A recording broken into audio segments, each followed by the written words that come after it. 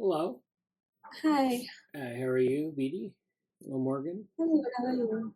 All right. Morning. Morning. So, welcome.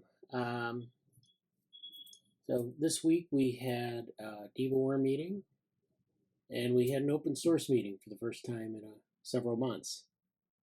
So I was glad to see at the open source meeting all the new people we've selected for GSOC and the people who weren't selected but want to participate in building their projects and learning about open source. So I think that was great. So the open source meetings will happen on Fridays at noon Eastern time, which is in North America Eastern time. So I think that's UTC -4 or something like that. And we'll be doing that through about October. I'd like to congratulate our new Google Summer of Code people, Vidhi. And then we had, that's in Orthogonal Lab. And then in DevaWorm, we had two people. We had Lalith and we had Jayadratha. And so welcome to those people. And we discussed yesterday a lot of the onboarding materials, getting oriented to the lab. It was a bit overwhelming, but I think it's one of those things where you spend 3 weeks just trying to get a handle on the organization, and then you're supposed to, once you're familiar with it, be able to utilize it. So a lot of people will join GSOC. They want to be involved in an organization.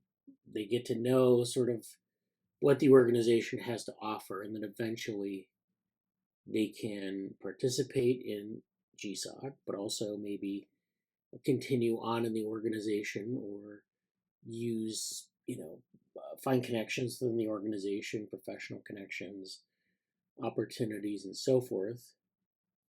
And then, we've had people from GSOC move on to a lot of different types of positions at corporations and other open source organizations. So it often makes it easy to sort of encapsulate your experience and use that as a way to, as a career building tool, basically.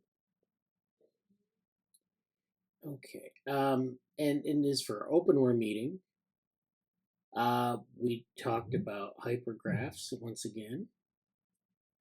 Now we also had I presented a paper on the evolution of eukaryotes and how that happened to come about. And there was a study that the authors had done on gene length, and it was a very complexity theory oriented paper.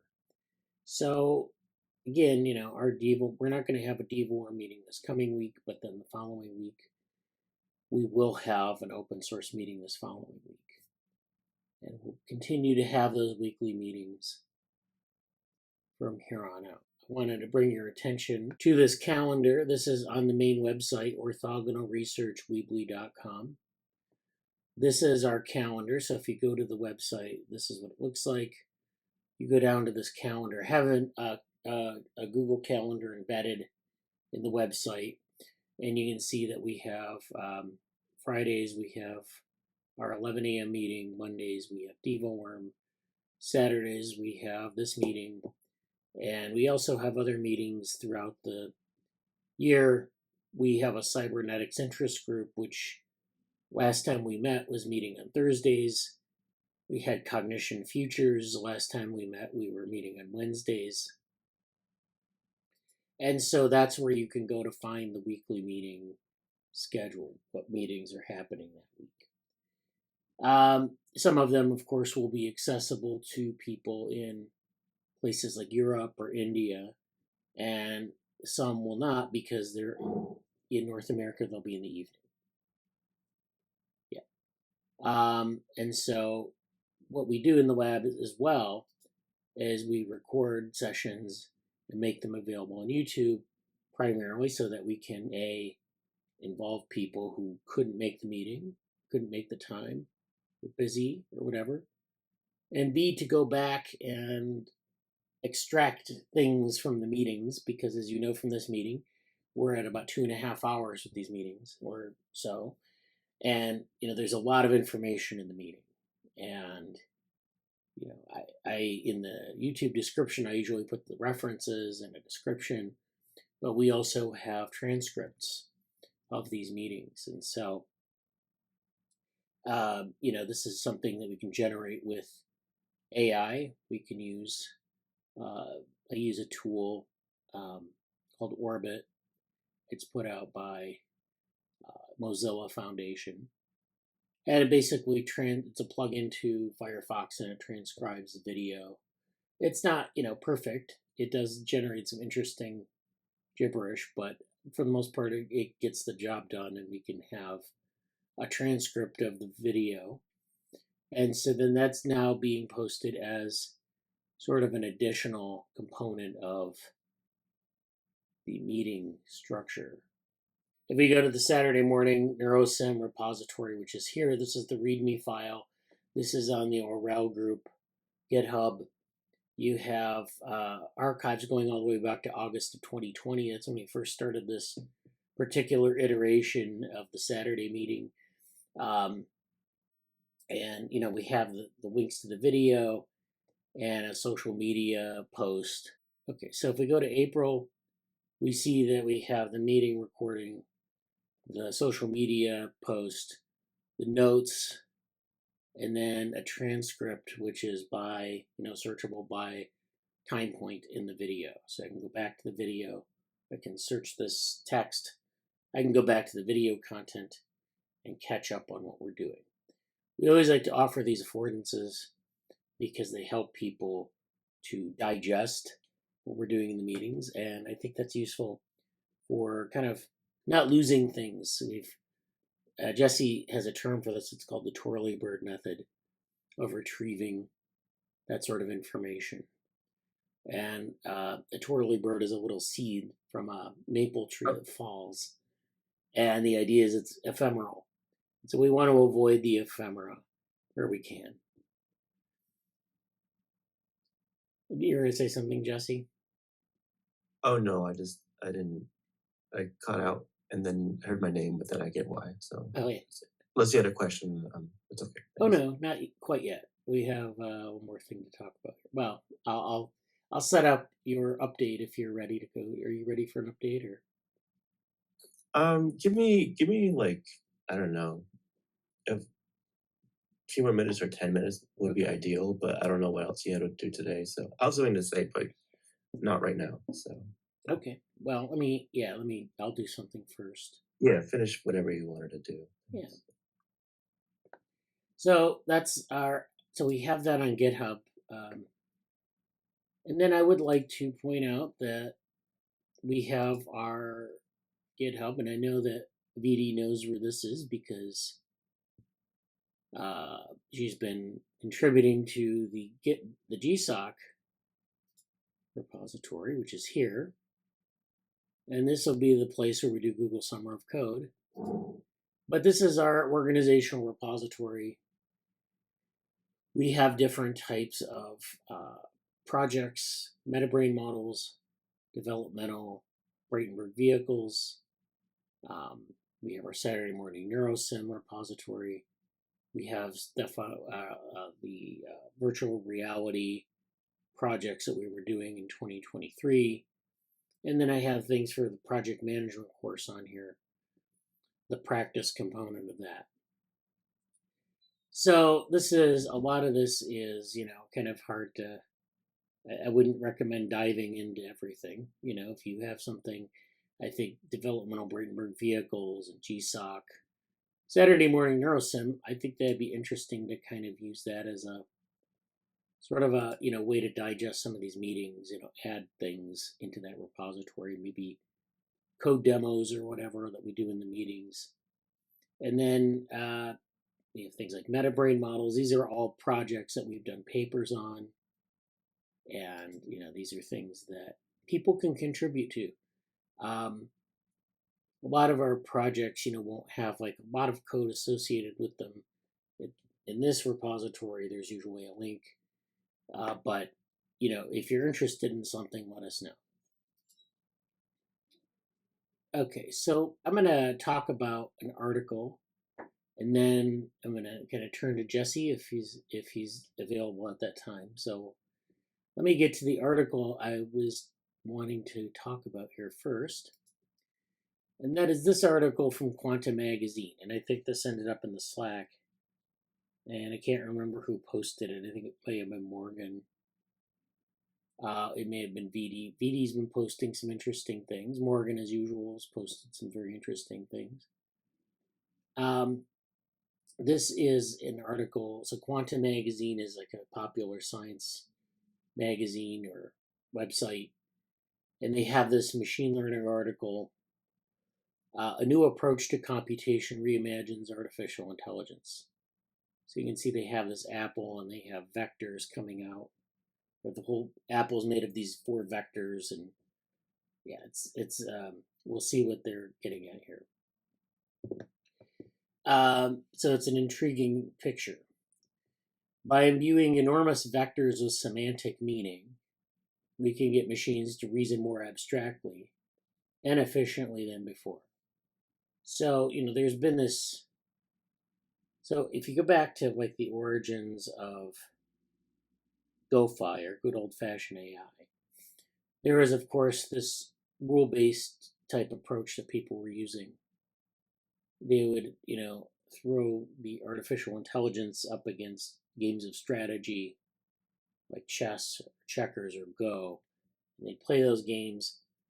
And, there was this symbolic aspect to a lot of those programs where, you would have this, these rules, but then there'd be this semantic aspect to the program. And, at that time, it exposed a lot of issues with that type of approach. And so we ended up with this newer type of data-driven approach, which is characterized by like ImageNet and these other types of data-driven training. And so that's kind of where we are now. Of course, we find that there are a lot of shortcomings with that approach in terms of moving to semantic meaning, in terms of incorporating semantics into the models. And so this is what they're getting at. Now we can kind of approach things like large language models and, things like deep learning models with some sort of semantic properties. And so that's what they're going to talk about here. So this has relevance to NLP, machine learning, etc. So we start with this. Despite the wild success of ChatGPT and other large language models, the artificial neural networks that underpin these systems might be on the wrong track. Okay, so they motivate this by saying that, and again, it may or may not be that they're on the wrong track, but they certainly have shortcomings. So for one, artificial neural networks are super power hungry. And then another issue is that they lack transparency. Such systems are so complicated that no one truly understands what they're doing or why they work so well. This in turn makes it almost impossible to get them to reason by analogy, which is what humans do, using symbols for objects, ideas, and relationships between them. So this is, we've talked about world models with respect to like machine learning and deep learning and large language models. But there's this earlier attempt at this called schema, or creating schema, mental schema for artificial models. And that would be, where we have this framework ultimately of the world as these sort of analogies or these symbols. And, Douglas Hofstadter, of course, who wrote Gödel, Escher, Bach, wrote a lot about, these sorts of issues with, analogies, fluid analogies, and so forth. There were other people, working in like the 70s and 80s and 90s who were also thinking about these things. So this is not a new thing. It's just really hard to do. And it's certainly not something that's been done in a lot of the newer models, at least very successfully. Such shortcomings likely stem from the current structure of ANNs and their building blocks, individual artificial neurons. So remember, we're using this connectionist approach where we have these single neurons, or units is maybe a more accurate way to put it. They're connections between the units, and those connections are, only are defined by a weight. They're not defined by concepts necessarily. If you have concepts that are associated, they could be, actual concepts that are associated, or they could be spurious correlations. And that may be the root of some of the hallucinations that you see in models, or the false positives that you see in models. Okay, so that's what they kind of get at, that building block of a artificial neural network, individual artificial neurons. So it's not conceptual, it's these units of processing. Each neuron receives inputs, performs computations, and produces outputs. Modern artificial neural networks are elaborate networks of these computational units trained to do specific tasks. Yet the limitations of this kind of approach have long been obvious. So let's take the example of how an artificial neural network needs to be able to tell apart two types of categories: circles, which are round, and squares, which are, of course, square with corners. So let's say that there's this basic classification task.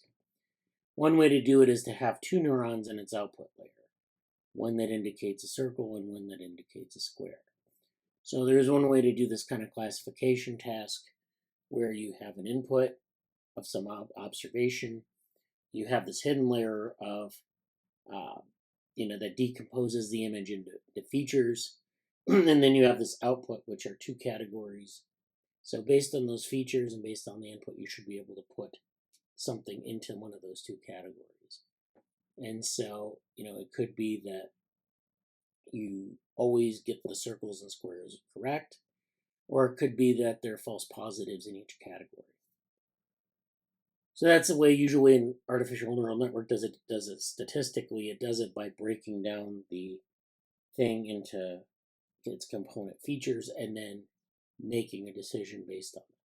There is no semantic value to any of that. So if you want your ANN to also discern the shape's color, so let's say we have our circle and our square, and we have two units. We basically have two output units, one that's basically full of circles, hopefully, and one that's full of squares. And that does a good job, maybe, of characterizing the shape, but it doesn't do very good, or it doesn't do any sort of a job in characterizing the color. So if we have blue circles and red circles, or blue squares and red squares, or just blue shapes and red shapes, we can't discern that from that two-unit output alone. We sometimes will need 4 output units or more, because we might want to, say, sort things into transparent circles, transparent squares, and then blue shapes and red shapes, or blue squares and red squares, blue circles and red circles, which would be 4, but then you might want to have transparent circles and transparent squares, which would be 6. And you can see that for every, you decompose your images into features in the hidden layer, but if you want to sort those into classified outputs, you need to have more neurons or more units in the output layer.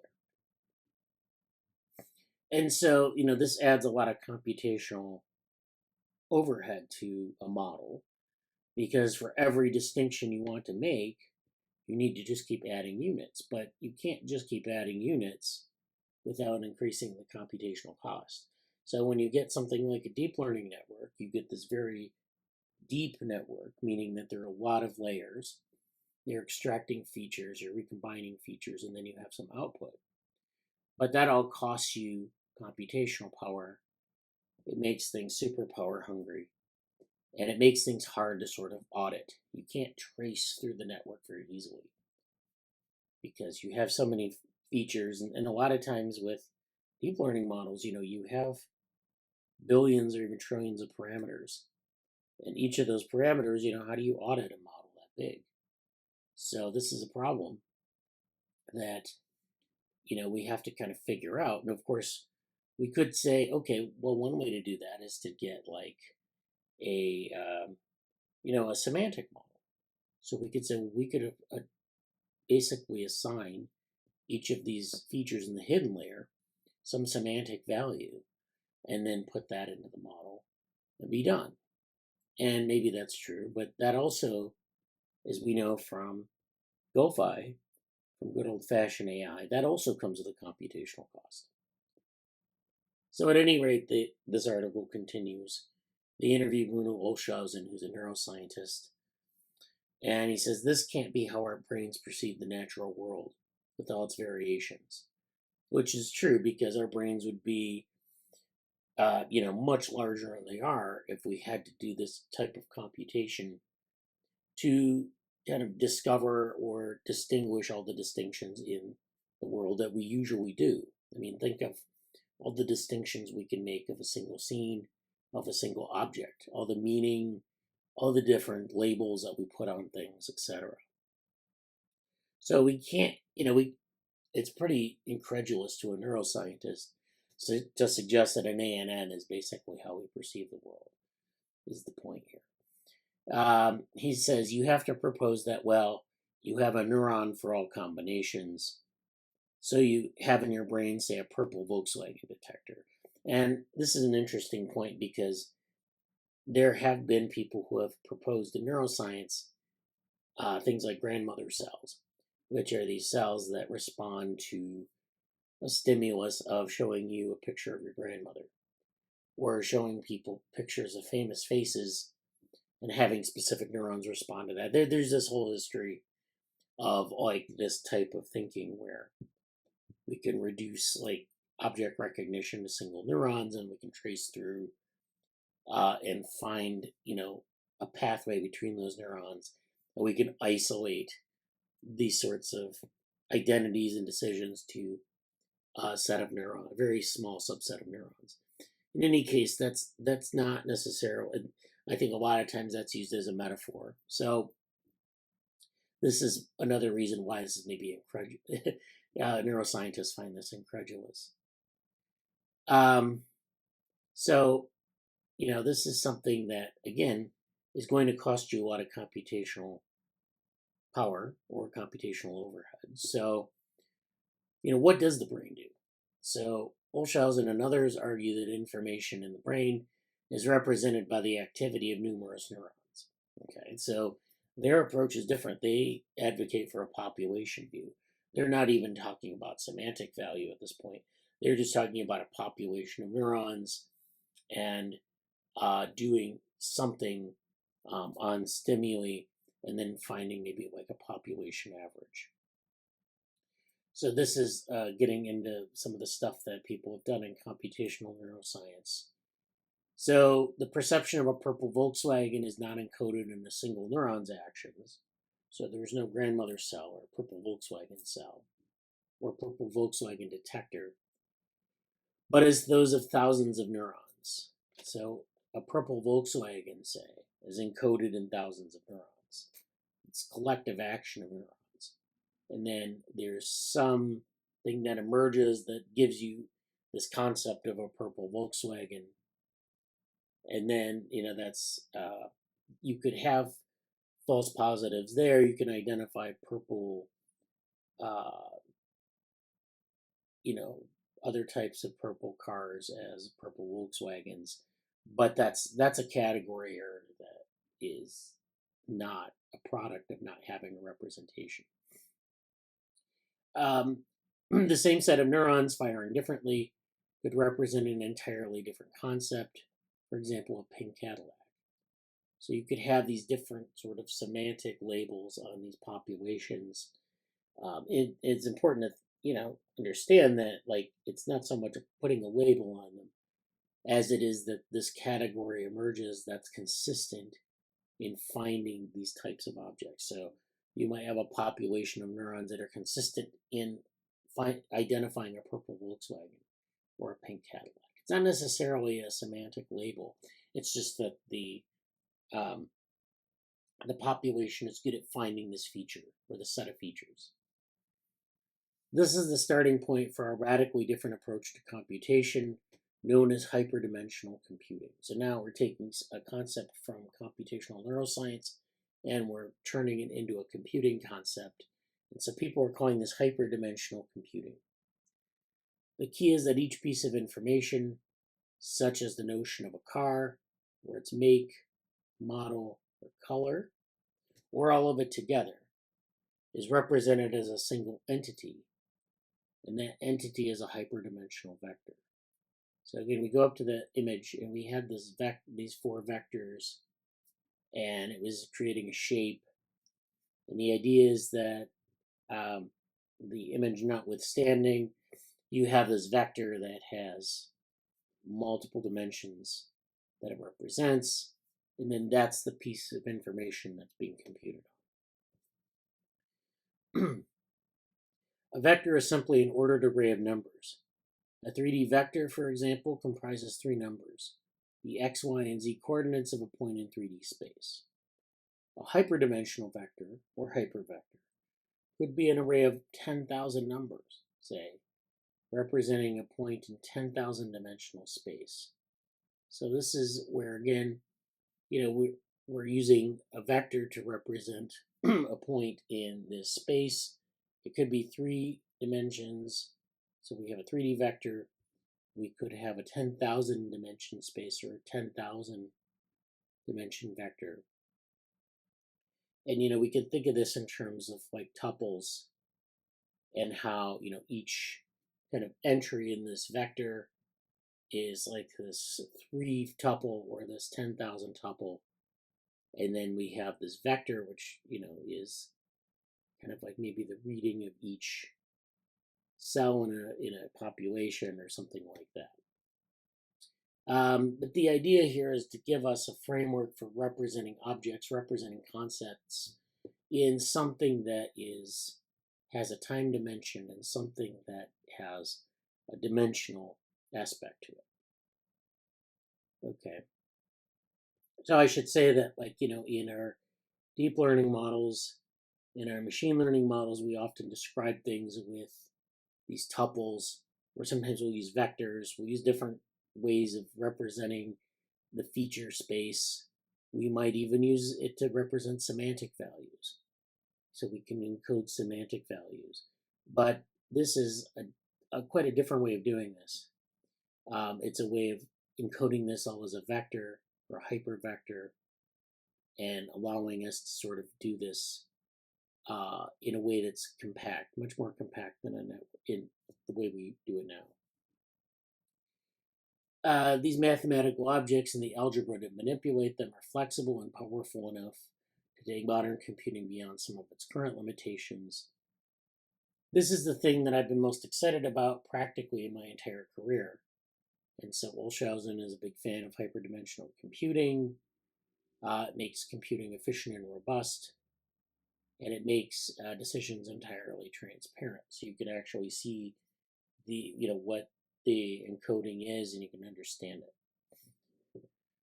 So to understand how hypervectors make computing possible, let's return to images with red circles and blue squares. First, we need vectors to represent the variables shape and color. So we have 2 vectors, one for shape, one for color. Then we also need vectors for the values that can be assigned to the variables: circle, square, blue, and red. So we have, 6 vectors here. And we have these vectors that, have the shape and color of everything. And we're going to add to these vectors as we move through the analysis of this object, or these objects. The vectors must be distinct. Their distinctiveness can be quantified by a property called orthogonality, which means to be at right angles, so they need to be at right angles to one another. In 3D space, there are 3 vectors that are orthogonal to each other, one in the x direction, another in the y direction, and a third in the z. So it creates this 3D space, or at least on 3 spatial dimensions. So that's a 3D vector. And then if we have a 10,000 vector, that's where we have 10,000 mutually orthogonal vectors. So we have this high-dimensional space, which has, we don't want to put letters on them anymore. Maybe we want to just think of them as being all orthogonal to one another. But having 10,000 vectors, which is a very crowded space, a very high-dimensional space, something we can't really visualize easily, we usually have to reduce this to three-dimensional space to actually visualize it. But those, dimensions exist. So basically, we're in a similar situation that we are with our parameter space in deep learning or in machine learning, where we have all these parameters. We have this high-dimensional space, and we reduce it down to some visualization. So, we still have that sort of complexity. It's just that we're using vectors to represent the data. But if we allow vectors to be nearly orthogonal, the number of such distinct vectors in a high-dimensional space explodes. So in a 10,000 dimensional space, there are millions of nearly orthogonal vectors. But now let's create distinct vectors to represent shape, color, circle, square, blue, and red. So we want to create these distinct vectors to represent these 6 features, or these 6 things that we're interested in. Because there are so many possible nearly orthogonal vectors, you can assign 6 random vectors to represent the 6 items. They're almost guaranteed to be nearly orthogonal. So in this case, we're kind of forcing the orthogonality by, I guess, just assigning random vectors to represent these items. The ease of making nearly orthogonal vectors is a major reason for using hyperdimensional representation. And this is in a 2009 paper. This is Pentti Kanerva, who's a researcher at the Redwood Institute. They might have the paper down below. The paper was built upon work done in the mid-1990s by Kanerva and Tony Plate, at the time a doctoral student with Jeff Hinton at the University of Toronto. So the two independently developed the algebra for manipulating hypervectors and hinted at its usefulness for high-dimensional computing. Given our hypervectors for shapes and colors, the system developed by Kanerva and Plate shows us how to manipulate them using certain mathematical operations. Those actions correspond to ways of symbolically manipulating concepts. So the first operation is multiplication. This is a way of combining ideas. For example, multiplying the vector shape with the vector circle. So remember, we have these 6 vectors. They're being assigned randomly, and they're orthogonal. But then we're going to do operations on these vectors. So we're going to do a multiplication operation. We're going to combine ideas. We multiply the vector shape with the vector circle. This binds the two into a representation of the idea that shape is circle. So we're building representation from a simple operation on 2 vectors that are orthogonal by themselves, but we can also then create these representations. This new bound vector is nearly orthogonal to shape and circle. Again, it guarantees it's orthogonal because it has new information in it. And the individual components are recoverable. All an important feature if you want to extract information from bound vectors. So, given a bound vector that represents your Volkswagen, you can unbind and retrieve the vector for its color purple. So what they're doing is these operations that are reversible. You can extract things out of the representation. You can combine things into representations. And it doesn't require a lot more computational power. It doesn't require you to encode new orthogonal vectors. You're just taking information out of existing orthogonal vectors and discovering that those representations. The second operation, which is addition, creates a new vector that represents what's called a superposition of concepts. For example, you can take 2 bound vectors, shape is circle and color is red, and add them together to create a vector that represents a circular shape that is red in color. Again, the supposed vector can be decomposed into its constituents, and this new representation is adding something to the model. Namely, it's not only adding this semantic property, but it's also adding in maybe a creativity aspect. So it's creating new things. It's kind of reasoning. It's doing what you might call abduction, perhaps. You're able to basically create a shape, a certain shape that has a certain color, and that representation is reversible, so it's interpretable, but also, it's not adding a whole new representation to the model. The third operation is permutation, which involves rearranging the individual elements of the vectors.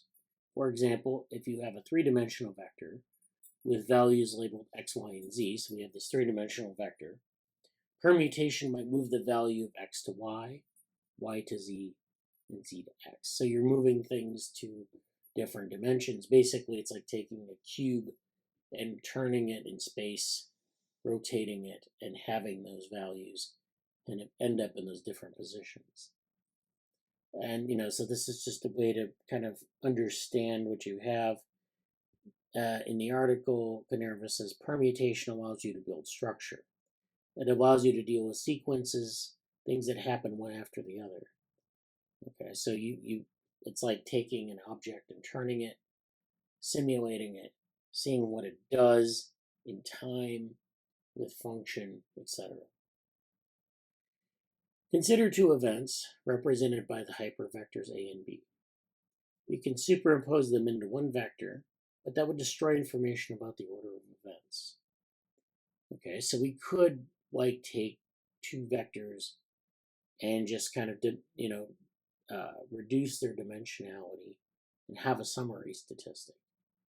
That would be fine, except that you would destroy information about the order of certain events. So you destroy context, and you probably destroy a semantic value as well.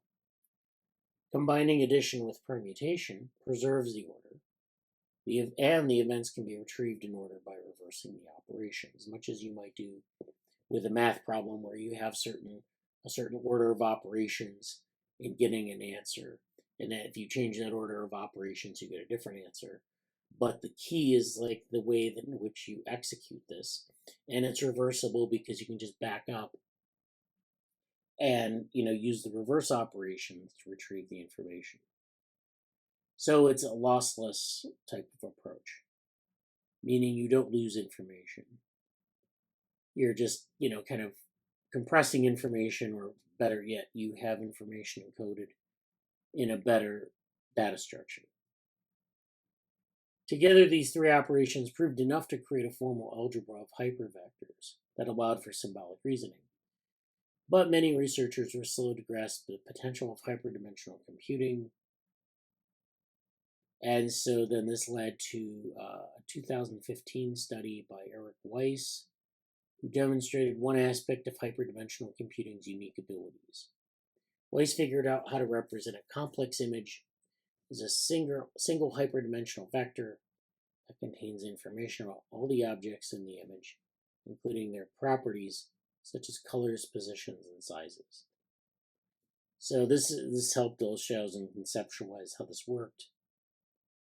So they've been developing these hyperdimensional algorithms to replicate simple tasks that deep neural networks had begun tackling about 2 decades before, such as classifying images. So this is, of course, the ImageNet stuff. And so they walk through how this algorithm works. And so this is just kind of the beginning of how to apply this method. The strengths of hyperdimensional computing lie in the ability to compose and decompose hypervectors for reasoning. The latest demonstration of this came in March, when Ananthaswamy and colleagues at IBM Research in Zurich used hyperdimensional computing with neural networks to solve a classic problem in abstract visual reasoning, a significant challenge for typical artificial neural networks, and even some humans. Known as Raven's progressive matrices, the problem presents images of geometric objects in, say, a 3x3 grid.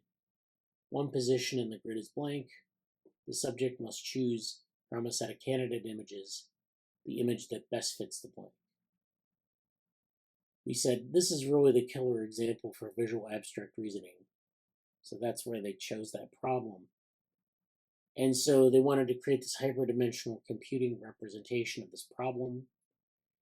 The team first created a dictionary of hypervectors to represent the objects in each image. Each hypervector in the dictionary represents an object, and then some combination of its attributes. The team then trained a neural network to examine an image and generate a bipolar hypervector where an element can be either +1 or -1, so it has this sort of polarity to it. And so this is how they represent superposition, which is a concept from quantum computing and quantum physics, but they're using it in this model, and they're doing it in a way that's not, it doesn't involve quantum computations, but it does involve this kind of representation. The generated hypervector thus contains information about all the objects and their attributes in the image. You guide the neural network to a meaningful conceptual space. That's basically the goal here.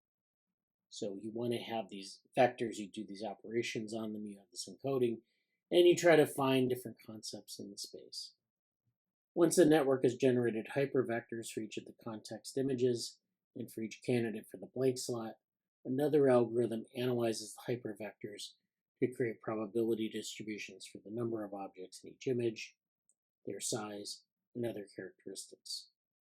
So then you have these probability distributions which speak to the likely characteristics of both the content and candidate images, and how those can be transformed into hypervectors, allowing the use of algebra to predict the most likely candidate images to fill the vacant slot.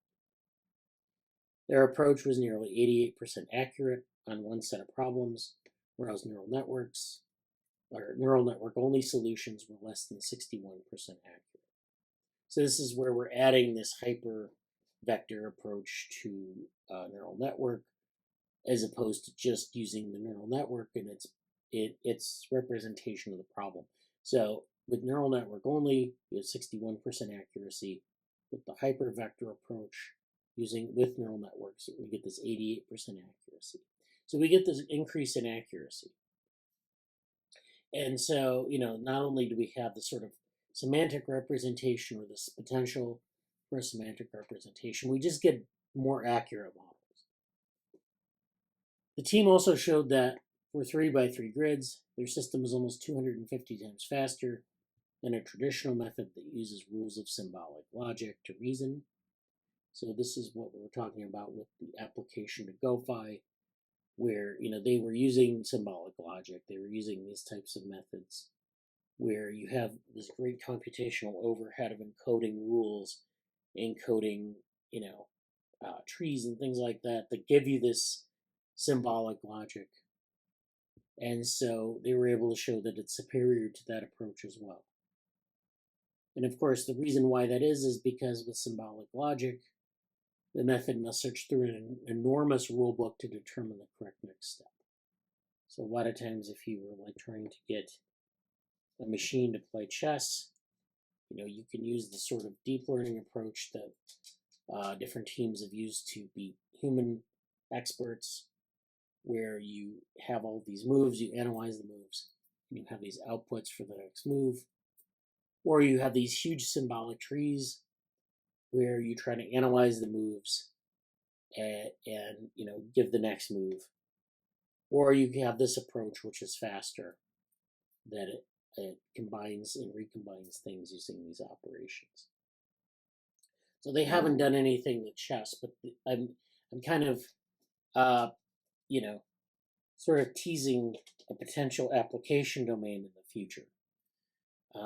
So this is a promising start. There's some issues with performance and problems with how to apply this. There are a lot of error correcting mechanisms that are of high cost. It's a fairly tolerant method for error, things like that. And so, this is something that is an emerging approach, but, it's something also that has, we have to figure out kind of how to apply it, the problems, domains in which it can be applied. And You know, it we have to see where we can apply it. Maybe it's not universally applicable, but I think it's a promising approach. And it kind of reminds me of the things we've been doing with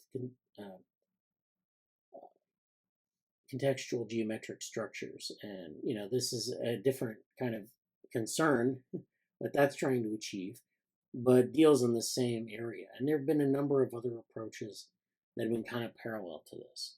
So from my perspective, I think it's actually approaching the problem in the right way.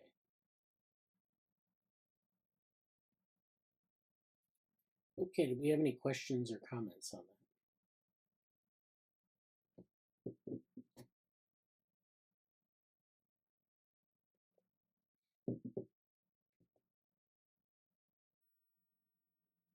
Okay, so I don't know if Jesse's ready to give an update. We had a question from Vidhi or a comment.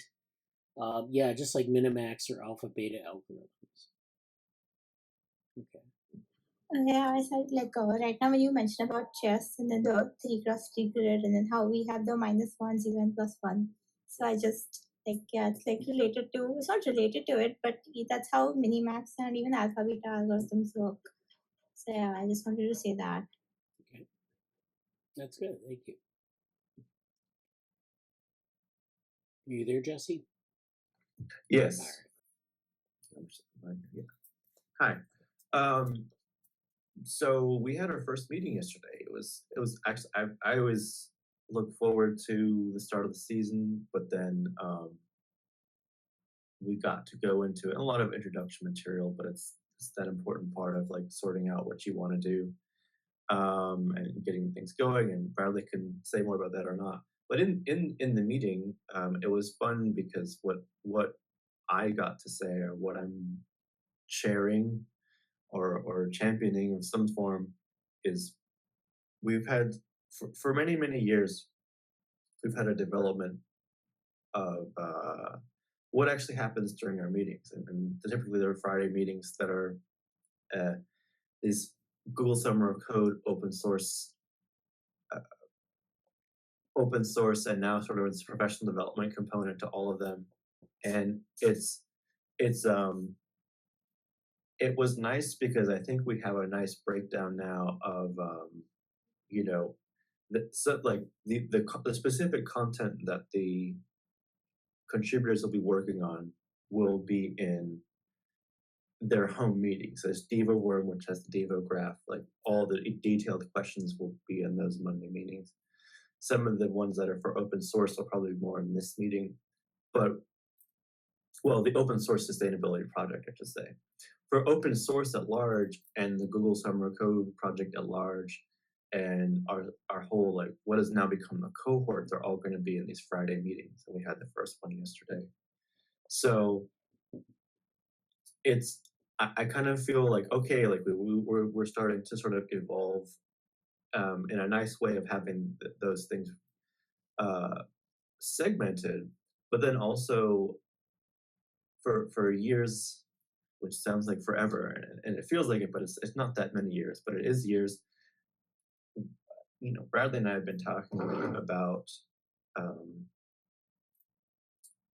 we would just have discussions in the meetings, and they were good, and they'd be important things. I think we mentioned twirly birds. We mentioned a lot of like project management stuff yesterday. Bradley had the own course on open source project management. We presented at Active Inference. We presented at a few different events and conferences over the years about like what do you do in the space. And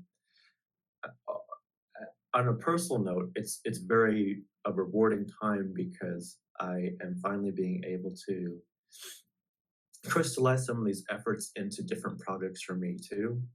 I have finished my graduate program in data science, and part of the capstone work there and some of the coursework there has led me to kind of these two new projects that are JoPro, basically projects within JoPro. They're still part of this, probably both mostly under the Society Ethics Technology Working Group that came up here, was established in orthogonal lab still exists, still going strong, has been doing a lot of things. But these are like projects a little bit more specific than applied. Like these two I think are very applied in ways that I haven't really done in the past, or that we haven't focused on most recently, I should say. So the two projects are From Here to There, strategy and mentorship for innovators, which is essentially going to be a lot of commentary and interviews and discussions on how to sort of like theory and application for project management. But also, this is probably a good time as any. What I really want to do with it is offer a much more holistic take on a lot of what happens. Because I find a lot of discussion around these things is a bit expert laden and a bit siloed. So what I want to do is From Here to There somewhat is have the three sort of major categories in the same room. Like you have your C-suite and your high vision abstract. How do we pursue a goal or a target, whatever you want to do? You have your sort of the people building it out. This should be a little bit updated. Oh well, yeah. You have sort of like, what is it like to be on a team and to lead a team, to be a project lead, to be in between the highest level in an organization and the people on the teams building products. Like, what is it in the intermediary space? And you have things for people who are either early career or just joining the team at that level. There's obviously a lot of gray and overlap in these spaces, but what I really wanted to do is to have almost a space where, almost like being a bit of a mediator, but having these discussions where, you know, in one post I'll focus, like a lot of the posts that currently exist, for example, on here are like first time on a panel, applying the Google Summer of Code, right? That are much more early career oriented, and that's great. And it was so nice because I feel like we had a really, really natural dovetail in the Google Summer Code meeting yesterday, where we're saying, hey, we're going to talk about where you're at now, and where you're at is great. But we're also going to mention some things, like we're going to mention when you're presenting at your event, like what was this event like, where these people, this is a graduate course on building an AI venture, and you're presenting to people who sold 23 AI companies in their careers. That's, so it's kind of like starter town versus final boss in terms of you know, putting something in industry or in a market, you know, and making money off of it in that sense. And that's not everybody's final boss, obviously, and doesn't need to be. But for the sake of the whole spectrum, being able to represent what those things are, and to give people a sense of, when you're at this stage, here's what you should be doing, and things like that. It's just nice to kind of have more there, because for folks who don't know, these kind of were just conversations. They're like, oh, I should write about this, or I'll write a little bit about that, or let's write kind of post something to the Medium page and talk about it. But now it's a bit more than that, and I'm very thankful. I don't know if my one of my collaborators might be able to join me soon, but like they might pop into this meeting. But I'm very thankful to sort of have this infrastructure in place. This is one of the projects that's sort of a spin-off from finally finishing my grad work, the capstone, my time in this lab, my time in a lot of the spaces here. I'm based in Boston currently. I'm doing a lot of things in the innovation spaces here, and also I spent the last 4 years sort of being a strategic, administrative assistant, but like dealing with strategy, dealing with talking to vendors in a health tech space. Like I've been on the machine learning teams. I've been with the hardware team. I wasn't an engineer in either one of those things, but I've been in the room with those people trying to make decisions about how to build up at that level. And then, it's just a more holistic perspective that I'm really trying to pursue, and I'm really excited to be able to do that here. And so we'll seed a little bit of that into the open source Friday meetings, and I'm excited about that in general. Hold on, with this here, some questions. Okay, yeah. Anyway, what else did we talk about? I'll dip into the AI ventures a little bit, and the other project is essentially this one, data and direction, which doesn't have as much posted yet, but I actually am doing. We're having interviews, I think, starting next week, about working on this project, which is really cool, and it's sort of like a We Robot related stuff. It'll be about data science, but also these sort of tools like the data nutrition labels, which you mentioned before. I was able to go to this event, which is very, very, very informative. This was actually last week at MIT. The kind of these little year-end, showcases that they're doing. This is one for I think it's the Computing Research Symposium one. But it's been fun, and it's been nice to kind of build out these things too. We're going to do projects, we're going to do talking about it, and I'm hoping to get. I have interviews lined up. I just have to sort out some of my hardware about things and go from there. Okay.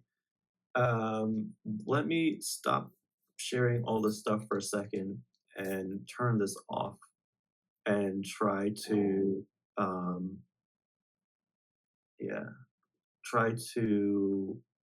message my collaborator so they can join in. But before, I will take a brief pause and then talk about the event I attended 2 days ago, the specific ventures thing, a few things from that. But any questions or comments in the meantime, give me be a minute before I proceed. Nothing yet. Okay. And Vidhi, feel free to, if you need to leave, you can leave. Yeah, I think Vidhi's been here long enough to know, but these meetings can be long, and there's, you can come and go as you need to. And I say that for some of the new people joining the lab or looking at the lab or anything like that, or coming along for Google Summer Code. This is just a big say party of sorts, and you don't have to stay the whole time. Okay, so moving on, I will go back to sharing my screen.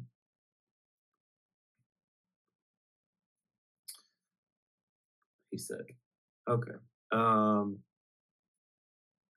So yeah, I've been trying to, as a side note, I've been trying to sort of host in-person meetups when I can, because I'm going to be doing more traveling this year and stuff like that. This was I was trying to, it wasn't, I'm still getting used to it, let's say, but I tried to host a meetup around the event. I happened to have the fortune of being invited to this event. I ended up being kind of a judge or catalyst person. I was by far the I have my qualifications, and I'm proud of who I am, but I acknowledge that I was not the master in the room of the judges or the people that were there, who have basically been in the business probably much longer than I've been alive, and just done a whole bunch of things. So being in the room and being able to be around the judges or the senior people, the folks that were there, was very, very, very fun and very engaging. I had a, one second here. I had, yeah. I had a good time. I basically was a judge. I was a what's the actual context for it? This is it. There's sort of a course. It's called AI for Impact: Solving Societal Scale Problems, and it's an intense course. I don't know if they updated their website just recently, but basically you get a lot of high level help or mentoring on a topic, and you start your loading now. You start your sorry, I'm so good. There we go. This is the actual main page now, I think. Yeah, and they've been running it, looks like, for a couple of years, and it's sort of the end of the year coursework. You know, they have their final demo day today, and there's a very interesting take in terms of the MIT demo or die stuff. Yeah, here we go. Okay, so you can kind of see it started in February. They had their meet and greet. They've done this midterm or whatever, and then at the end of it, you have your final class and a social event. So they had their final demos during that day, and it was a number of grad students from across many different disciplines, and the goal was teams to produce end-to-end functioning prototypes and customer traction for their startup idea. It will teach students a variety of technical frameworks for prototyping with AI, low-cost Gen AI tools, hands-on practical course, high-impact real-world, learn technical fundamentals, modern AI stack, lectures from AI scientists, CEOs, VCs, all that stuff. And yeah, like I think one of the lines from the conference was like, we're going to teach you how to, do this stuff and not just rearrange a PowerPoint or minutia about things that sort of might generically be covered. This is very hands-on. And what I really took away from it overall, and I'll do some kind of a write-up about this or whatever. It was an event. It was the event itself was like emceed and hosted by John Werner, who does a lot of things in the space. He writes for Forbes. He does the imagination and action stuff. He's basically a super connector and very good at what happened. And I've been reflecting a lot on essentially. We'll come back here, yeah, on essentially what just a few really quick points from the whole event. I've never really been in an event before that was oops, this isn't working either. I've never really been in an event before that was, let's zoom in here.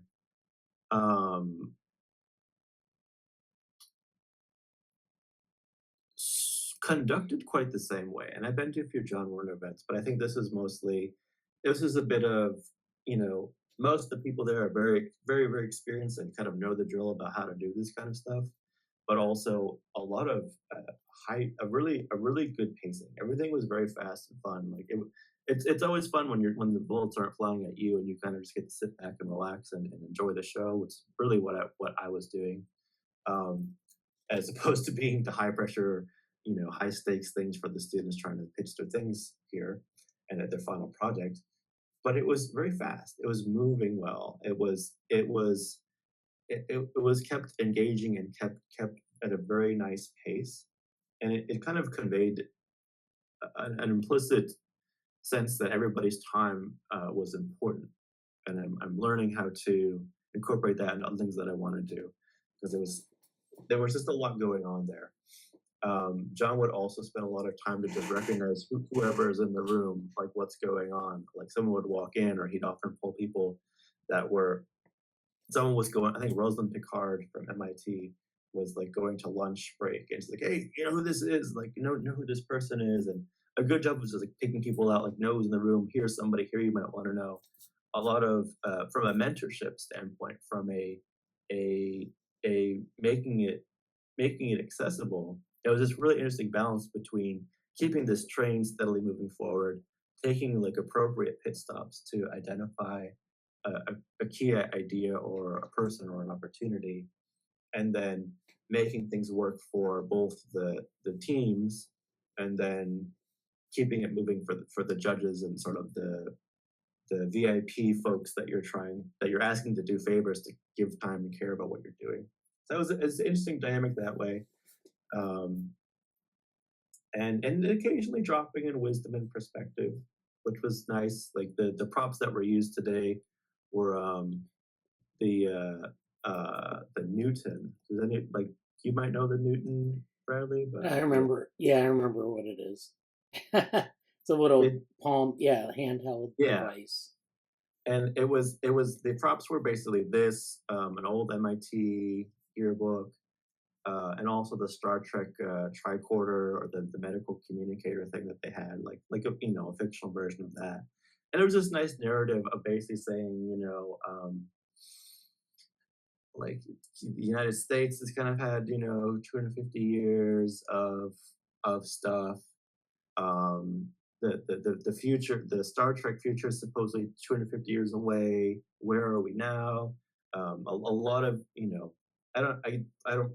I'm not going to go into this, and you can guess all if you want. But given that we're at MIT and innovation, and we're basically training this class was for training not entirely early career folks, because not everybody was early career in the class, but some of them were undergrads, a few like undergraduate types, but a lot of graduate students from various different backgrounds, from medical stuff, from more social sciences, like all these different collaborations to make the ventures. We have everybody in the space, and they're thinking about, okay, like where is AI going, and all that stuff. But the Apple Newton prop was this sort of failed writing device, I guess, and I never really used one. I don't know if you want to talk about it at all, but basically it's an example of a product that was a really good idea, but for various reasons it didn't take off in the form that it came out to be. And it was it became a source of mockery, I guess, is the way to put it here. But also, like, it wasn't meant in a derisive way in the discussion. It was more just understand where where things can go. And yeah, like basically there was a full semester term, but I think they only really been working on their projects fully for 6 weeks. And there's something to be said. One of the things as a caveat for later, I think this graph comes up a lot, because when you say for 6 weeks, it's like, yeah, but like if you can actually start your ideas much earlier, the 6 weeks from here to here is a lot different from the 6 weeks from here to here.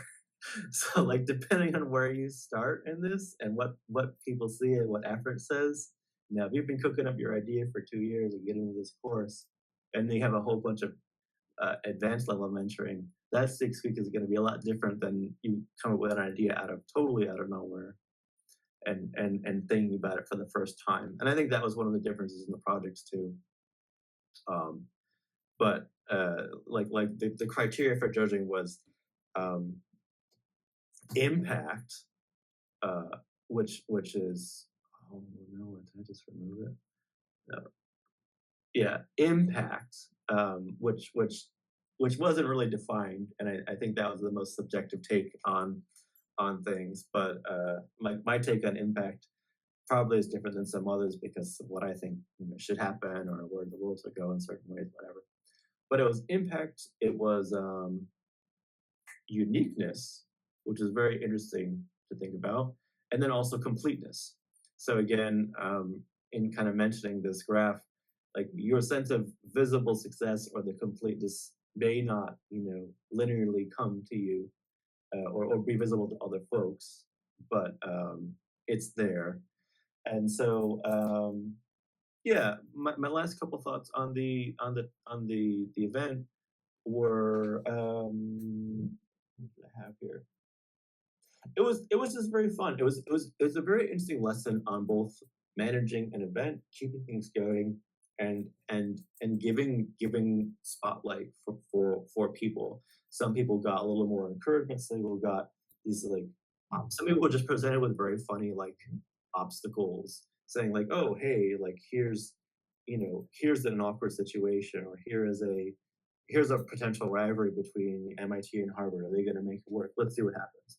Like John would kind of create these opportunities for people to deal with, maybe awkward turns or whatever. And there was an implicit kind of coaching to things. And like at a very high level, there's a sense of, okay, like get used to the hustle and bustle, get used to presenting, and get used to, when there's a curveball, how do you handle it? Or a non-ideal starting point to your very well-rehearsed 3-minute on the dot speech, blah blah blah. But here you go. Like getting used to it at that level was fun to see, and it's like very implicit little teachable moments for the whole time.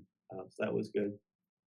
And then finally, like big picture takeaways, something that I think everybody here knows, but just to reiterate them, like everything right now is like, and granted, it's the point of this course, as I said, this is a course about agentic and Gen AI stuff, right? Like it's about using that stuff, but they're focusing on that because it's super easy now.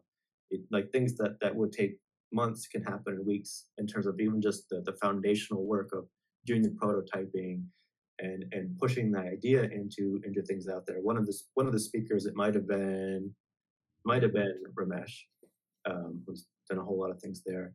He said basically, when I was in grad school, or when much earlier in his life or career, he's like, well, we just have nice papers. We just, all of our ideas would just be a paper and theoretical. And now, you can have a good portion of the presenters like demonstrated their app live. They demonstrated their functionality, or they had something that was just functional, but conveyed the intent. And some people already have customers willing to line up to take it, people that are working on their focus groups and everything else. So it was interesting to see that, but the big picture takeaway was essentially there's kind of a big rush right now to get an AI agent, to get your native AI concept of building from the start AI, whatever you want to do, making it about AI as opposed to just some kind of add-on flimsy wrapper that you're adding to it to have a minimal actual impact, but making it AI and then get your subject matter experts together, create a unique service, and then get people to support it and get it out. And it's there's a lot of wacky applications for this in the world, and a lot of people that are just trying to make something. I don't want to make something out of nothing, but it is the name of the game right now at the level of combining expertise and creating through Gen AI stuff, or making these agents, or making these like hyper specific applications, and then hoping that you can either connect to other groups or get it out and just be bought up by OpenAI or something like that. There were a few mentions of that happened. I don't know, like that day of someone got bought by OpenAI, whatever. Not at the event, because there's like a few week cooling off period. But people were already at the event ready to invest in some of the projects there. Cool, right? But that's sort of the gold rush moment right now, is people trying to tentatively use AI stuff and get into the space and do it and have something come out and see what happens. And the other point, or the flip side of the coin, is like, yeah, like just because it is a course. It is a 6-week course, or 6 weeks of being able to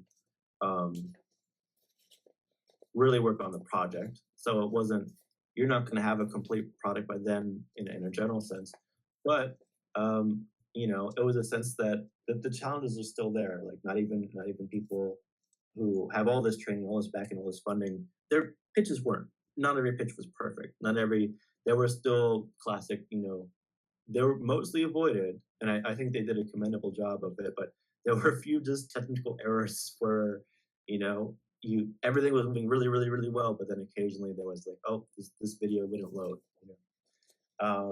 and some of the pitches weren't fully complete. They weren't fully developed. There were a lot of the questions about often very common questions like, okay, well, who are you really going to sell this to? From the very experienced VCs, from the very experienced founders and stuff like that. But it's just good to see the challenge of the space. That was all of my takeaways from that event. I think that I hear, yeah, I don't know. It's late. I might, depending on the timing of things, Bradley, I might say a little bit more about the blog post. But also I think Silvia's here, so I don't know if Silvia wants to say anything. Silvia is someone who's been helping out with some JoPro stuff and just stopped by the meeting because she had time today. I don't know if she wants to say hi or not. Yeah, I'm just here to see how these meetings usually go and get some like context for oral and around. Well, welcome, yeah.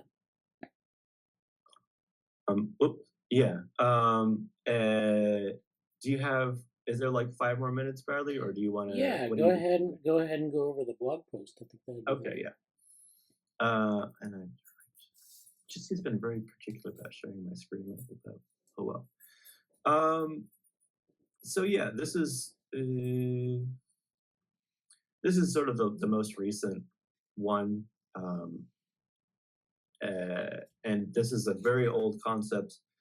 I think this would be worth a much more in-depth discussion than what I'm going to get into. But as I note here, like this is something that I'm pulling this right out of years of discussions here. And Bradley would often make a remark that, you know, momentum can be more important than progress or visible progress. How do you keep momentum? How do you keep showing up?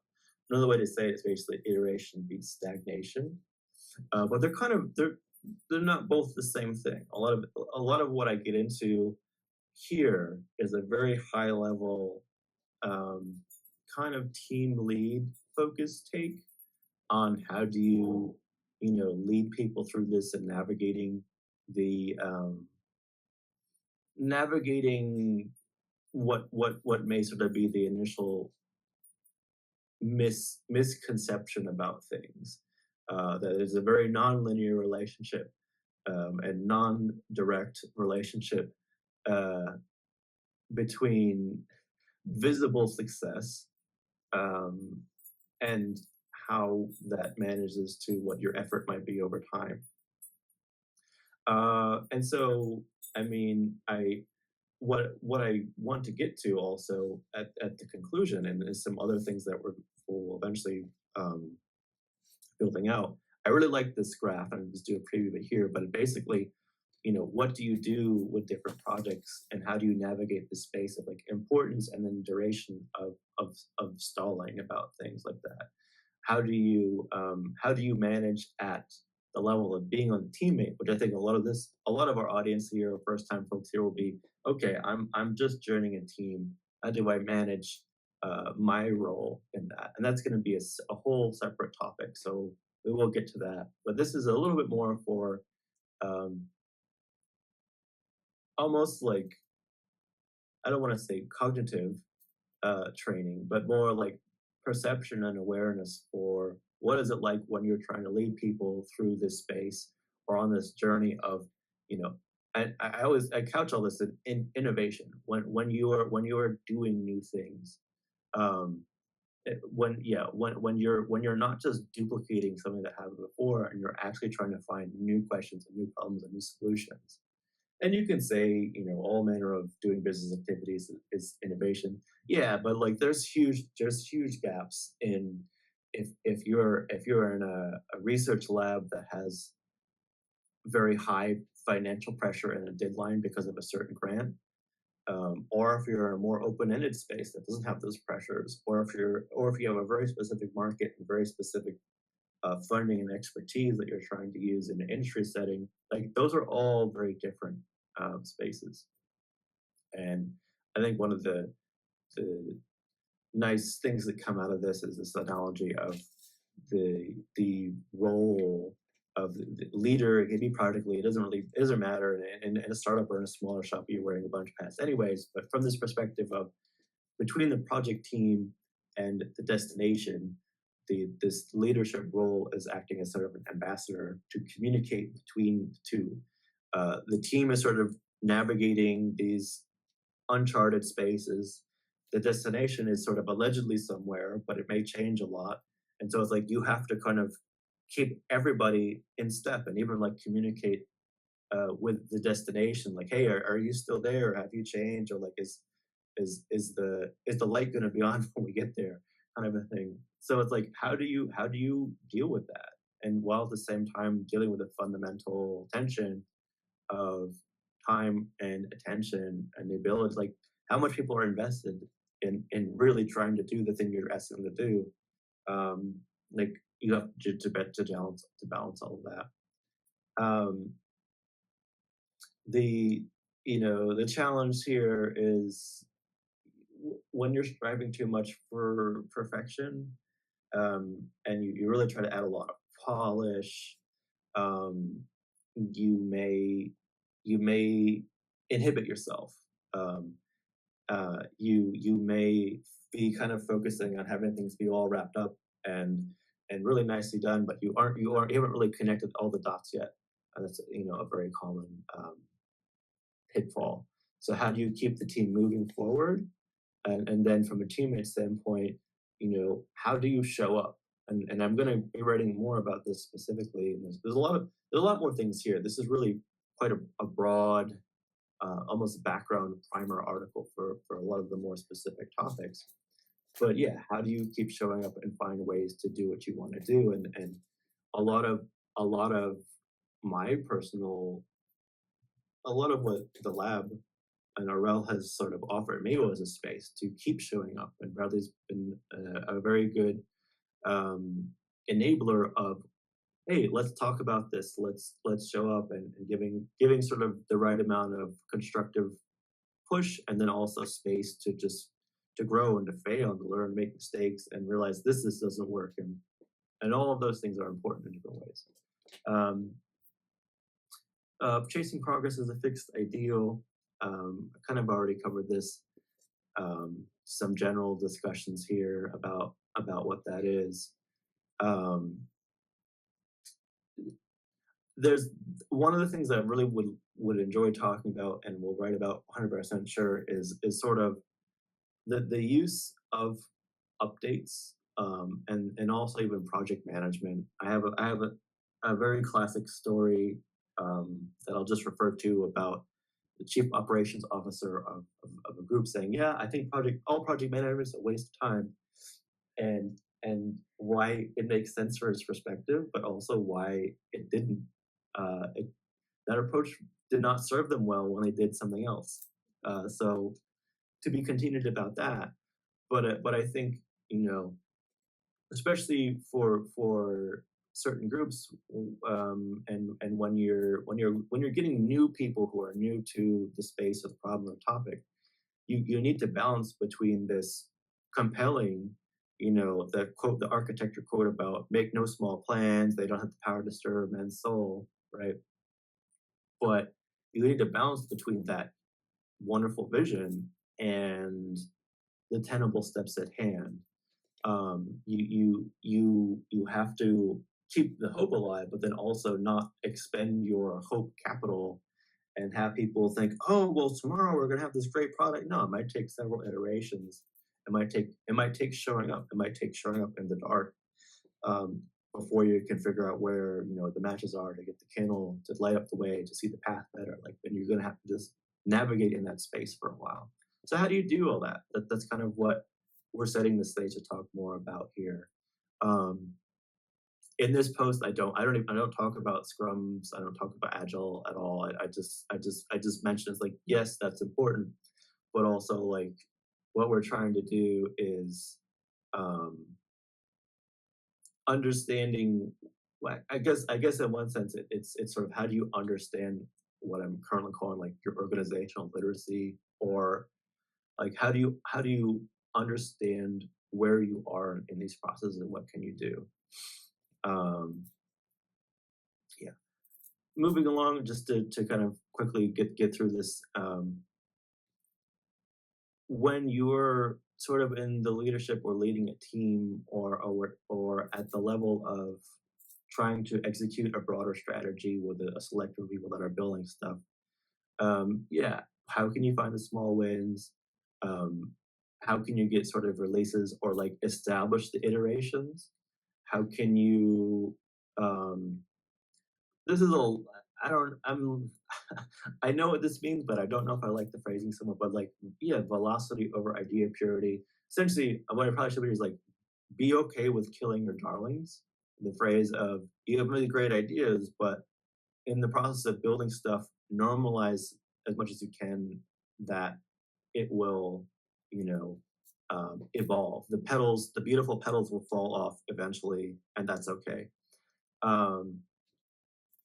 Documentation, what's the next thing we can try, test, or publish? There's really good language in here, pat myself on the back, about, yeah, like identifying critical decision spaces. Like you really need to find out what that is. I'll get to that for a second. This chart is sort of about like when you're directing people's attention, you can try to put them towards these different topics. It's just a simple chart here, but if people need to maintain momentum, maybe you give them easier things to work on or whatever. You always want to avoid like thankless tasks, especially people already are low on momentum. You don't want to put them into these just big wastes of time and money, but maybe they need a break from high intensity, high effort things. To something easier or whatever, and it's this challenge of orchestrating the attention that way, and keeping the momentum going when you can. But the main quest line is always about, you know, the more you can demarcate the decisions you need to make, what are the problem space, and then you can actually try to invest in this determining what those decisions are. The decisions aren't necessarily the same thing as doing or building or doing the coding or making the product, but the decisions are sort of the ultimate, like you need to know what you want to do. So it's kind of about how do you try to keep things moving so you in a Gibsonian information sense, you continue to get the movement so you get the more information. And I make a few other cognitive science references here too, which is, you know, my preferred lens. But you know, that's me. But how do you keep things moving? How do you get to directing the context of the teams properly? And then finally, for teammates, for the people who are on the team with the project leader, what do you do? I think ultimately, you know, the better and more experienced, or maybe just easier your problem space is, the more a manager may help you to navigate this. And that is a thing. And having buy-in. None of this really matters if you're, especially if you're in an organization where you have people dictating what you have to do. Like you need buy-in from the top down, because if the CEO is changing every month what your priority is, then you can you can do all this stuff and you just keep going in circles and you know, acknowledging that that's part of it too.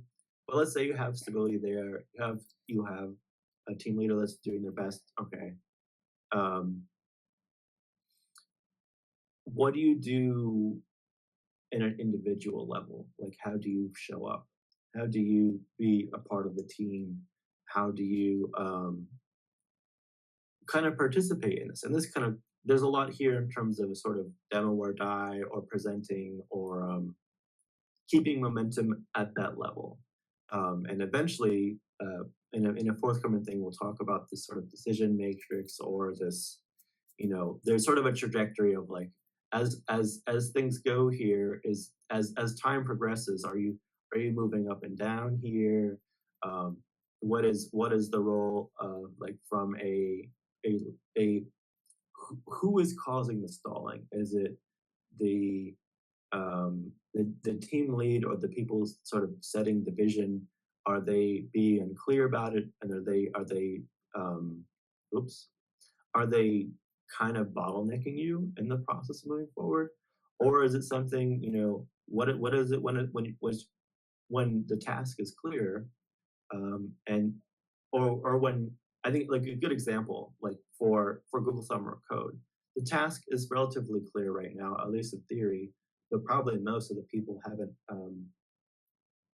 haven't really made what they're attempting to make before. They're not just reproducing it. So how do you navigate different kinds of stagnation? How do you show up? How do you, okay, I'm gonna make the most of the community period. I'm gonna make the most of, this time to talk to a former mentor. I'm gonna, get used to presenting my incomplete ideas and have a very simple presentation and find a way to do that. And in a very classic sense, you may not even have things to show every week, but how do you show up? And as I think it was Nahu said yesterday, like the importance and the value of showing up to meetings. And he said specifically, like, yeah, I didn't always show up to all the meetings, but I kind of wish I did, because it really helped me. It helped me to realize the value of stuff. And then when I'm getting the job in the real world, like showing up to the meetings and knowing how to be active and be a meaningful contributor to those meetings for your team, it does matter. So more on this ahead. My moral of the story is trying to imbue in the culture respect for the process of maintaining momentum, and then trying to get decision makers or leaders, like, here's how you do it, like here's how you don't get in the way, and try to give people the space to do it. And then for the people that are trying to do the building and the hard work and the heavy lifting of directly manifesting the things, or innovating or building what has not yet to build, how do you understand that dynamic and do the best of what you can? A little bit of, well, I'm following orders here, but then what beyond that? Like, what can you do to keep the momentum going and try to contribute to, as best as you can, to the team's overall momentum to focusing on the project. So yeah, and thank you, Silvia, for helping with the design here and some of the editorial things. It's been good for this is blank right now and maybe a little technical, and I'm talking about it and I was like, I might need to change what this says, the bottom sub caption some more to be a little more clear, but I really like this image, and I think it'll be a great reference point for a lot of other things I want to talk about in this space. So that's my overview of the article, and there's many more things to say on these topics, and I'd love to continue to talk about them. And I kind of want to invite Bradley and some other folks, like, hey, let's sit down and actually rap about what does it mean, to be, right here, like what does it mean when someone's expectations are off, or what does it mean when we're having a lot of we're not really focused on releasing anything, and how do we do that in a space like this versus a different organization and so on. So yeah, that's what's on my mind about all that stuff, and many more things ahead. Yeah, that's great. That's a great set of updates. I like this post that you did. It looks like you could probably write a book on it. Well, that's sort of where I want to go with it. Like, one, it's been, there's certainly a book to be written, and then also there's a book to be written, but then also I think I'm realizing both the conversation that I want to have, and then also the ways in which conversations happen that maybe haven't been the best in terms of the holistic take on it. What I really would like to do is make it less. I find a lot of these discussions are sort of esoteric, or you don't actually put the C-suite person in the same general conversation as the rookie teammate. And I'm not like, oh yeah, anti-hierarchy, and let's just do it for generic holistic reasons. That's nice, but a lot of through NICWIC, the innovation panel and the career panels, a lot of the realization for me was just a core factor, especially for early career folks. And I would say, yeah, even more so in innovation spaces. Like in corporate space, it's already hard to get like literacy at an organizational scale. That's like, yes. But in innovation spaces, there's less things are defined often. So how do you navigate that? How do you get a sense of, oh, I should probably be nudging my manager here to give me feedback and clarity because they have to make a choice that I can't make for them. And a lot of my earlier years were like, okay, like I'm doing this thing, but I didn't really know how to sort of cross-reference what the bigger decision makers were trying to do in the situation. And like, how do you understand that dynamic while you're trying to build? It's like I'm drawn to it because one, I think it's critical, and I know it affects people and affects projects. But two, it can be such a messy space that's not well defined, and how, like I find I'm encouraging people to go do stuff or like do generic, instead of conventional mentoring, like, oh, we're gonna go build this thing, let's build this project, and then there's this whole set of skills that are just not really communicated about, and people just run up and hit a wall and like, oh, what happened here? It's like, well, there's a curriculum and a literacy and models and artifacts that we built to talk about this stuff. So that's where I'm going with it. And for anyone who's really been in the lab for a few years, we talk about these things all the time. And so this is me sort of trying to start crystallizing things we put together. So more ahead on that, and appreciate the ability to discuss it here. Yeah, no problem. Yeah, that's great. And again, welcome, Silvia. Hope you find this useful, but like the meetings in general. I have a point.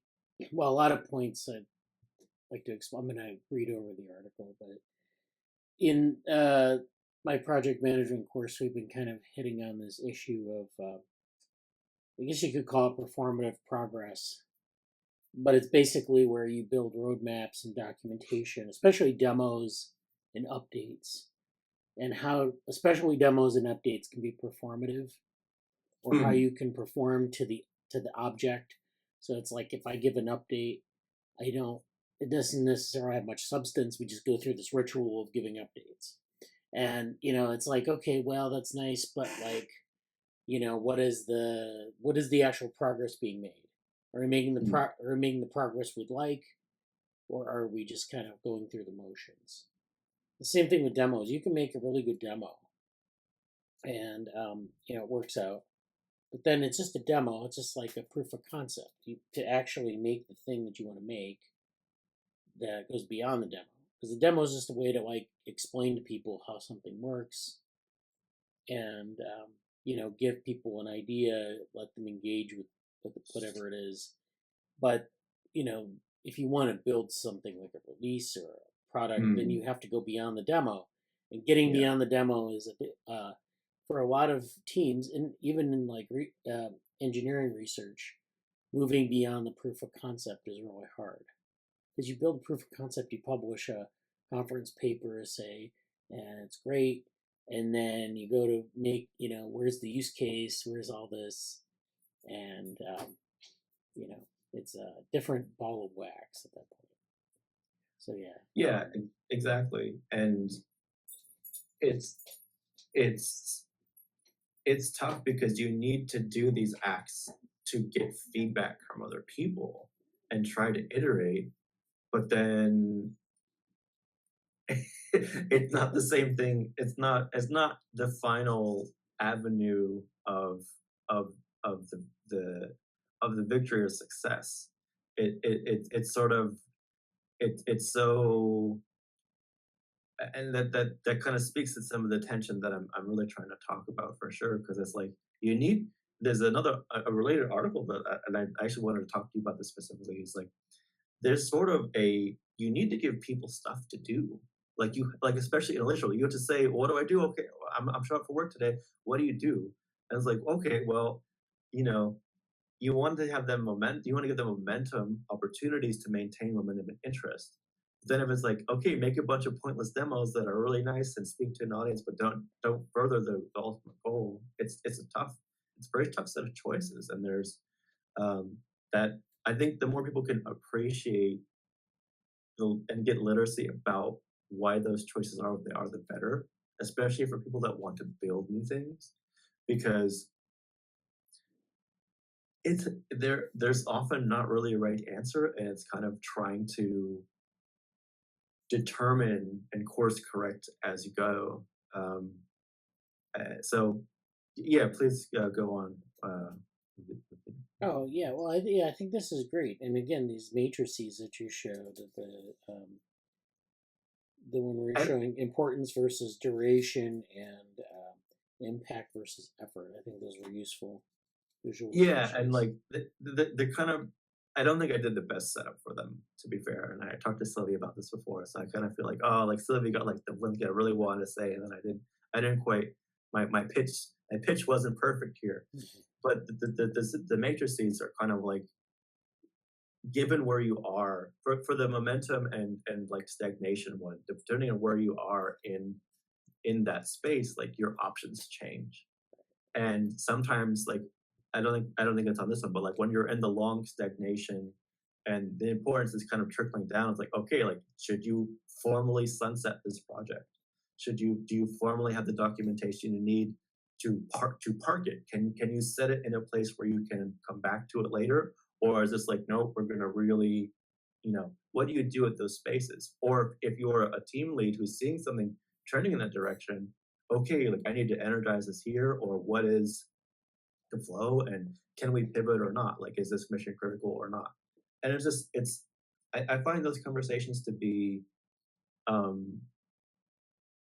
really important, and I'm learning how to formalize discussion about them. Like, there's some books and some talking, but I don't find them to be tailored enough to what I really want to get at. So yeah, like I think that's a really unique thing that we get to talk about here, and you've done all this coursework and you've been in this game for a while, so I'm excited to keep that up and yes, apply it to Google Somewhere code to kind of little bits there. This is a much more extended discussion. I won't have like 20-minute discussions every Friday about this, but for people that do want to talk about it more, we can, and there's opportunities to both, like, if people want to write on an article or do an interview about this, I've got them cooking, so I just need to get them out there. I think it's an important space. I'm looking forward to it. So yeah, more ahead. great. Yeah, definitely on the Friday meetings, I think would be good to have like a series. So I want to get in one last article here for today. Actually, I wanted to mention that so Paola Di Maio, who's been in the group, and she's doing some really interesting research. She has an active inference guest stream that happened recently. So this, I think May 2nd was the date. So it's on the Active Inference Institute YouTube channel, and this is her work that she's been doing on, I guess, system psychology is a good way to put it. It's called systemic deviation, or SD, from systemic failures to systemic aberration. And I think it probably has a lot to do with like systems theory and complexity theory, but also like, psychological causes of things. And it's really interesting work. So yeah, if you want to check that out, I would recommend it, just to see what she's up to. And the active inference guest streams are always good because they like give a presentation, they answer questions and all that. So it's pretty good. Congratulations to Paola. Now I'd like to talk about this paper here. This is I guess a newish paper in Nature. It's come out in the past month, and it's on world models. So we've been talking about world models. I talked about world models in the first article we talked about today. This is a good paper from I guess a couple people here: Hafner, Pasakonis, Ba, and Littlecrap, and they're talking about mastering diverse control tasks to world models. So they're talking about world models, they're talking about control tasks, they're talking about reinforcement learning. Let's get into the abstract. So developing a general algorithm that learns to solve tasks across a wide range of applications has been a fundamental challenge in AI. Although current reinforcement learning algorithms can be readily applied to tasks similar to what they've been developed for, in other words, like you basically craft a reinforcement learning algorithm for specific tasks, you apply it, it finds the best policy, but then if you want to generalize reinforcement learning algorithms, it's a little harder to do. And, kind of synthesizing new contexts and reasoning in new contexts is hard. So that's where they're going with this. And so, although current reinforcement learning algorithms can be readily applied to tasks similar, configuring them for new application domains requires substantial human expertise and experimentation. So this is where we have these, we talked about, I think, RLHF, which is, basically where humans guide the reinforcement learning algorithm to these new contexts and give it this reasoning capability. We had a whole series of features in previous meetings this year on that topic. Here we present the third generation of Dreamer, a general algorithm that outperforms specialized methods across 150 diverse tasks with a single configuration. So this is where they're kind of building this world model, generalized algorithm, that generalizes across all these different tasks, and you don't have to spend time training it or helping it generalize. Dreamer learns a model of the environment and improves its behavior by imagining future scenarios. So again, this is a world model where they call it Dreamer because it's trying to model future scenarios, and it learns from a general model of the environment. Robustness techniques based on normalization, balancing, and transformations enable stable learning across domains. So they use a sort of a robustness approach. Applied out of the box, Dreamer is, to our knowledge, the first algorithm to collect diamonds in Minecraft from scratch without human data or curriculum learning. So this is where, we don't have to train it necessarily on telling it basically what to do or giving it a curriculum. It can learn from the data. It can learn from playing the game, basically. This achievement has been posed as a substantial challenge in artificial intelligence. It requires exploring far-sighted strategies from pixels and sparse rewards in an open world. Our work allows solving challenging control problems without extensive experimentation, making reinforcement learning broadly applicable. So they talk about, again, reinforcement learning is good at playing games. It can play games like Go or Dota, and it can surpass human performance on those. It is also a key component for improving large language models beyond what is demonstrated in the pre-training data. Although the proximal policy optimization, or PPO algorithm, has become a standard algorithm in the field of reinforcement learning, more specialized algorithms are often used to achieve higher performance. So we have this sort of generalized algorithm, the proximal policy optimization algorithm, that works to some extent. You usually want to use specialized algorithms to get to sort of on harder tasks to achieve performance. But the problem, of course, is that it's very brittle. And when you have a specialized algorithm, you can achieve higher performance at the expense of this sort of robustness that you want in maybe in a real world task where you're changing your context, changing your domain. These specialized algorithms target the unique challenges posed by different application domains, such as continuous control, discrete actions, sparse rewards, image inputs, spatial environments, and board games. So basically, contexts where you have continuous control that is hard to predict or hard to always predict, discrete actions which require a response given a some stimulus, sparse rewards where the reward structure isn't very well specified, spatial environments where you're navigating to different places, and of course that spatial environment is heterogeneous.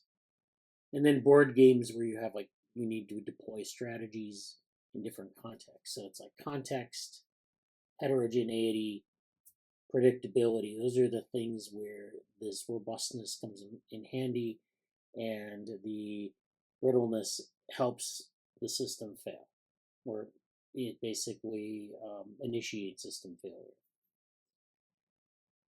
However, applying reinforcement learning algorithms to sufficiently new tasks, such as moving from video games to robotics tasks, requires substantial effort, expertise, and computational resources for tweaking the hyperparameters of the algorithm.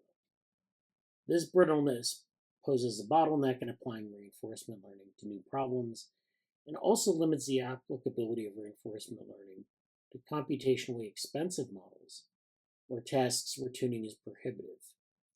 So, as brittleness, it's acceptable for very narrow problem domains, but when you get to these broader problem domains, it's really hard. It just basically poses this bottleneck that needs to be overcome. But also, we have this problem where if we want to tune the model, in some cases we can't necessarily do that, like in real-time behavior, continuous behavior, where we don't want to have to jump in and tune the parameters constantly. Sometimes it's not even possible because the parameters need to be tuned continuously. So creating a general algorithm that learns to master new domains without having to be reconfigured has been a central challenge in artificial intelligence and would open up reinforcement learning to a wide range of practical applications. So then they introduced this, I guess you could call it a world model called Dreamer. This is a general algorithm. It's based on the idea of learning a world model that equips the agent with rich perception and the ability to imagine the future. So you have perceptual information coming in from these different contexts. You have this component that's like this mental modeling component where it can simulate different outcomes of the future. As shown in Figure 1, the world model predicts the outcomes of potential actions. Then a critic neural network judges the value of each outcome, and an actor neural network chooses actions to reach the best outcome. So they use this actor-critic model. This is an approach where, it's like the actor and the critic. The actor does something, the critic tells what it did wrong.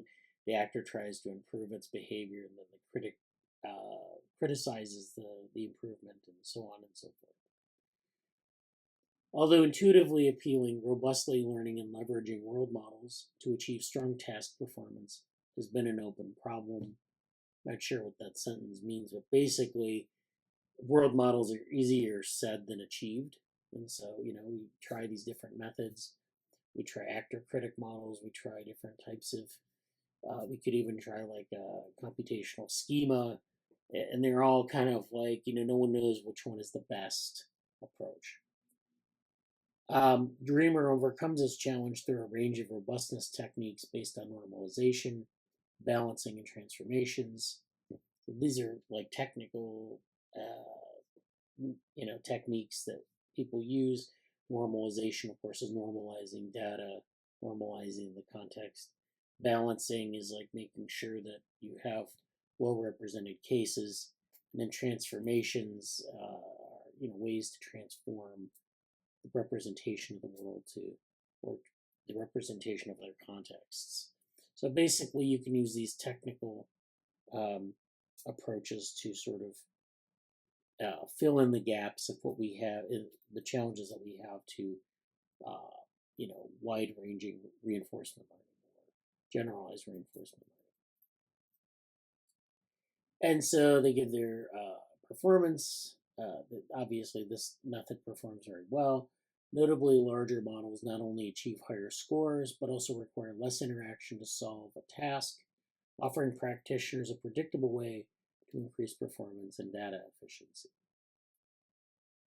So what they do to try to test this out is they put this in this Minecraft environment, And Minecraft is useful because it's been used by a lot of researchers to benchmark their algorithms because it offers this sort of open-ended world where you can simulate things in Minecraft and have avatars that you can then measure their performance in real time. So they move around this Minecraft environment, and they have this these different behaviors that are not pre-programmed. They have to interact with the world as it happens, not in a very controlled task. So actually, it's interesting because there are these international competitions that are hosted, and the objective of those competitions is to get agents to autonomously learn to collect diamonds in Minecraft. That means that they can't be trained by humans to do this task. They have to figure it out on their own. So this is a problem that has been a long-term problem in artificial intelligence and in reinforcement learning, and we have to kind of figure out how to solve this open world game. So we have this procedural diversity, these long time horizons, and this exploration difficulty. In addition, in the reinforcement learning context, there are being sparse rewards. In other words, you don't get immediate rewards. You just have to keep going and collecting diamonds, and then that's the reward, but it's a longer term thing that the algorithm may or may not recognize as valuable. And so a lot of the previous approaches needed to use a lot of human expert data like RLHF and domain-specific curricula, which is curriculum learning, which is basically teaching the model how to do things with very specific instructions. And then, it's like a class where I teach you things and then you apply what you've learned. But that's, again, this human training that we kind of want to avoid when we want to implement these algorithms in real time. So this is figure 1. This is the training process of Dreamer. So this is world model learning here on the left and actor critic learning on the right. The world model learning involves encoding sensory inputs xt, which are these x's down here. And then we have these encoders, which are here. So we have inputs as vectors. We have them inputted to an encoder. And then they go to these discrete representations z, which are these checkerboards. And then there's this decoder, which of course can decode it from x1 to x hat 1. So it's decoding it to a sequence model. And then you have these recurrent states ht given actions a. So you have this action coming in. You have this recurrent state. It's incorporated into this discrete representation of what's going on in the world, the inputs, the action inputs. And then we have the sensory inputs coming in here, and we have an encoder that encodes that into this discrete representation. And then we decode the discrete representation at each time step and transform that from h1 or from x1 to x hat 1. So that's how this works, and then it works over time. So you have x1, x2, x3 different sensory inputs.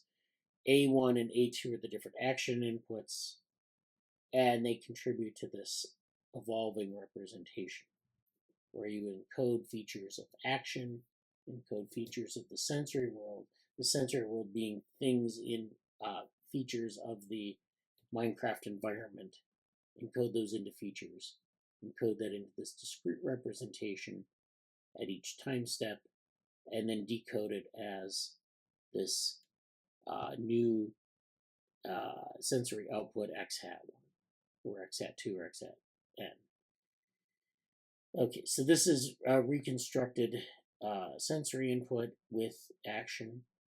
This helps to shape the final representations. And then we have so that's the world model learning. You're learning aspects of the world, you're learning the actions on those sensory features, and you're doing this over time. Then we have our actor critic learning model. So the actor and critic, which are so we have these actions A, and we have the actor doing those things, and then we have values V, which are things that kind of go out. So we have the actor doing things, and then the critic doing things. And so we have the basic structure that we had before. We have this encoding. This becomes part of a discrete representation. Then this is something that the actor acts upon. And then the critic in the next time step criticizes that action, and then the actor improves their performance, and the critic keeps doing that. So we end up with these discrete representations, which are Z1, and then Z hat 2, and Z hat 3. So now we have these different reconstructions of the discrete representation that go over time. So when we acquire the first discrete representation from sensory inputs and from action, and then the actor-critic model takes over. We have the actions in subsequent time steps and the critic corrections in subsequent time steps, and we keep going on. So then they get into world model learning. So the world model learns compact representations of sensory inputs through autoencoding and enables planning by predictive future representations and rewards for potential actions. We implement the world model as a recurrent state space model, shown in Figure 1. That's what we just saw. So this is the technical term, recurrent state space model. So they describe this whole process, and they provide these different equations for the different components of the world model. So they have a sequence model, which is HT, an encoder, which is ZT, which is equivalent to this equation here, this conditional probability, a dynamics predictor, which is Z hat T.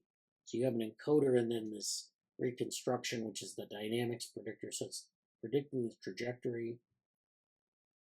And so that's what we do in our actor-critic model. Our actor-critic model is trying to extrapolate out from each of these states. So I guess in this sense, Z1 is just one possibility. We could do this for Z2 and Z3, and we could generate these sort of reconstructions of the discrete representation for these future time steps. We're just extrapolating a trajectory out of this first time step in this example. So we have the encoder, the dynamics predictor, predicting the dynamics of like a certain initial state. Then we have a reward predictor, which predicts the reward for certain scenarios, certain dynamics, certain trajectories. That's R hat T. And then continue predictor, which is C hat T, which is, I guess, where you predict how valuable it is for you to continue down this path. And then the decoder, which is X hat T, which we talked about up in this model here. This is where you decode things from each sensory moment, given actions, and so forth. Okay. So actually the tilde here represents random variables sampled from their corresponding distribution.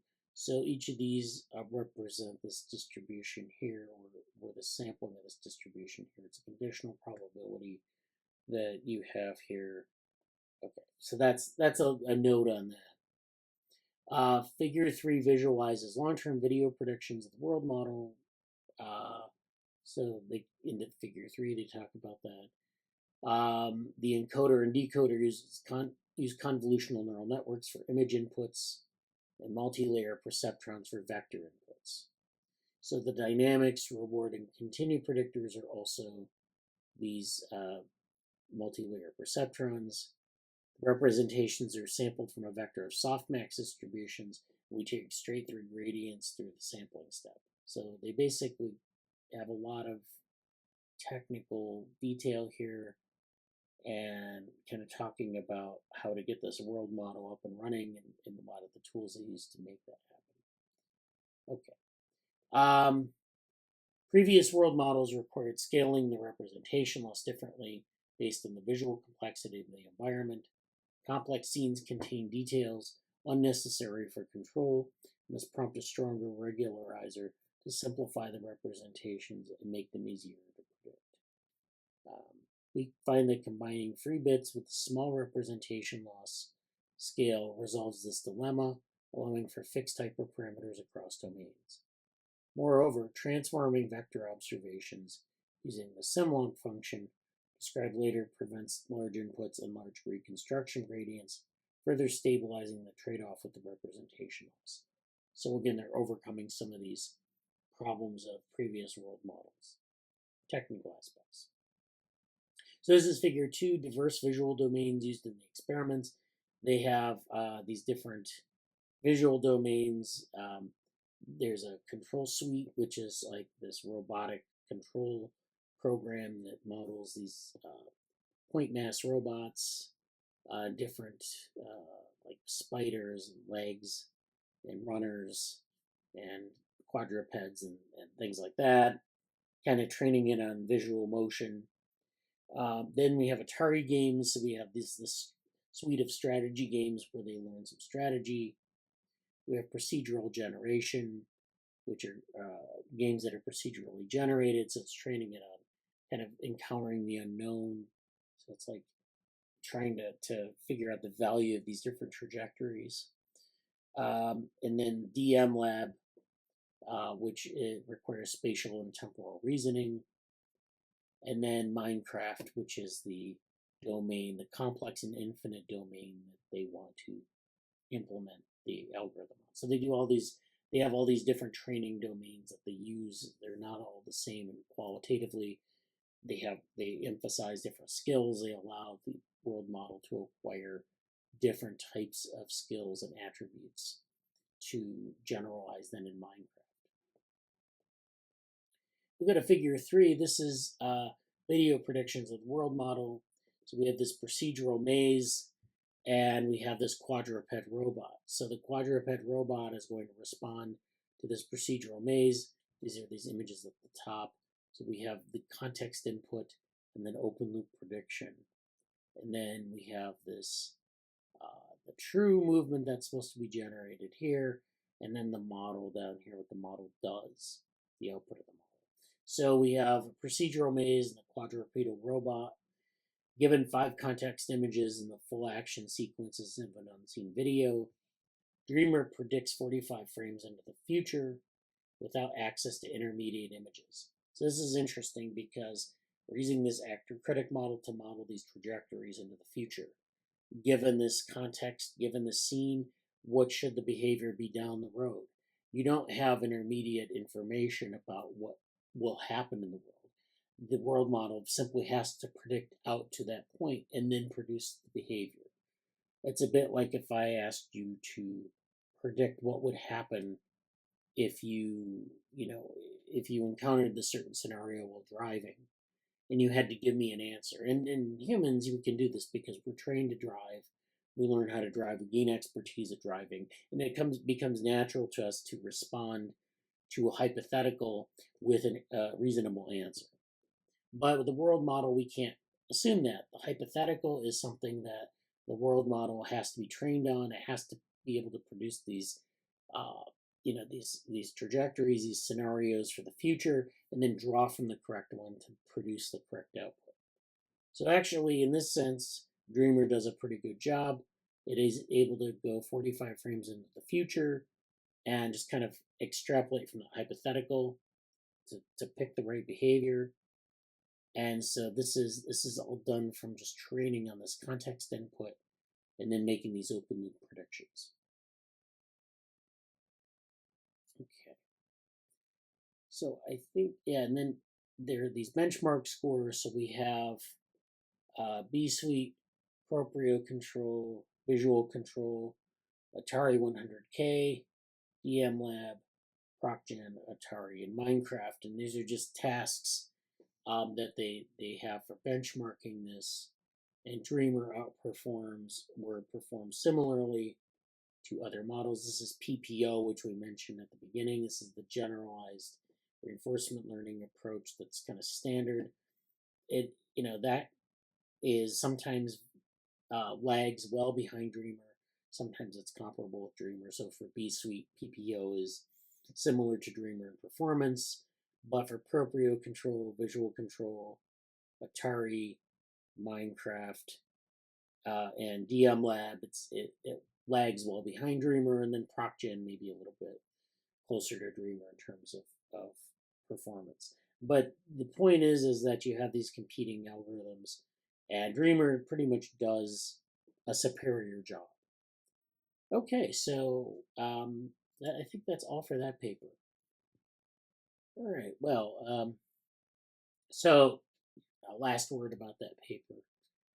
I think it's important to view that in the context of some of the world model discussions we've had in the past several meetings. If we go back to the beginning of the year, we started talking about reasoning in models, reinforcement learning models, large language models, and then kind of how world models can help us overcome some of these reasoning difficulties. And then we talked about kind of how to build these world models themselves. We talked about this in our contribution to the special issue on improving machine learning and large language and reinforcement learning models in terms of how they can interact with the world. World models, of course, can help a model generalize, but it also provides context. And so I think this is a nice example of a model that and how this works with, technically, how the technical parts can be put together to form a world model into, this is just for reinforcement learning. So for large language models, it might be different. For other types of machine learning models, it might be different. But I think this provides an interesting example of under the hood of what world models actually consist of. Okay, so that's all for today. Thanks for attending. See you next week.